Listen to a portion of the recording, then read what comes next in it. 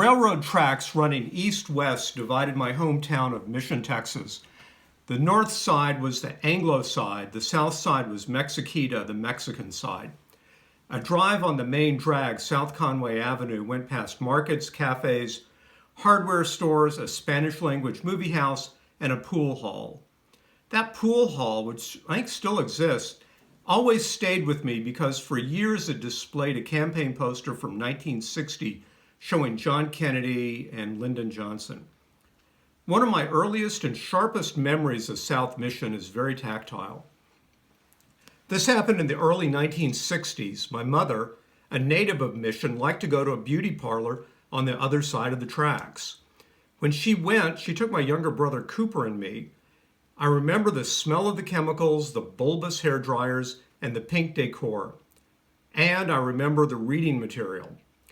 As a precocious kid, maybe 6 years old, I picked up reading material I could find. And the beauty parlor had stacks of fotonovelas. Those are comic books illustrated with photographs rather than drawings. They started in Italy after World War II with stills from movies. Then they became an art form of their own. They especially caught on in Latin America, mostly on romantic themes. Well, I can't remember any specific scenes from those fotonovelas, but the heady mix of the beauty parlor and the romantic fotonovelas stayed with me. Fast forward almost 60 years and I became intensely curious about fotonovelas. That's more than a nostalgic yearning. Rather, as a language buff, I'm always looking for effective ways to learn.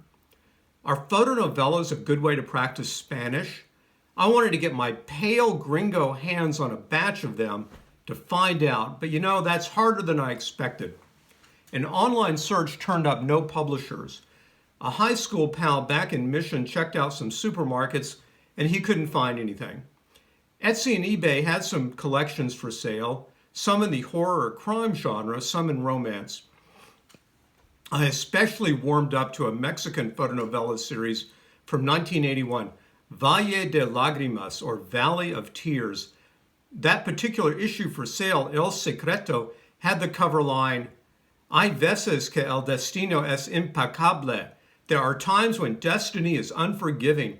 Now that's what I'm talking about. That sounds like just the right vocabulary level for a gringo like me. But I decided to hold off on El Secreto and keep looking. My sleuthing finally paid off.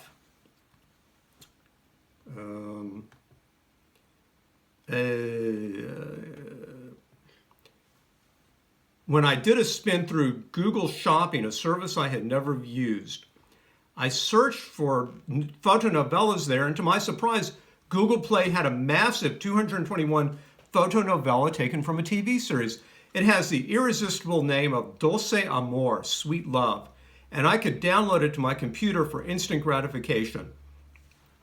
It's about a humble boy from the barrio who wants to be a race car driver and the beautiful, intelligent woman who runs some kind of emporium. That's how I translated the Spanish. I'm not quite sure what she sells yet. So I've already flipped through the first 40 pages of Dulce Amor. It's got fast cars, chauffeurs, nervous romantic encounters, bubble baths, male strippers, and the kind of dialogue that makes fotonovelas worth my while. Like this. Woman, Nano no es tu hijo. Nano isn't your child. Man, clutching his head in agony. Díceme que no es cierto, Dios. Tell me you're not certain. Oh my God. Woman, es hijo de Ernesto, que ahora es muriendo en el cárcel. He is the child of Ernesto, who is now dying in prison. Okay, so far so good. So are fotonovelas a good way to learn any language, not just Spanish? I'm going to say absolutely.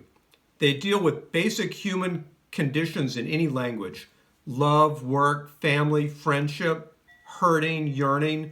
I've got my dictionaries ready to plunge into Dulce Amor, ready to learn. And I yearn to be swept away by the wild side of life that I first encountered at that beauty parlor in Mission across the tracks. Thank you.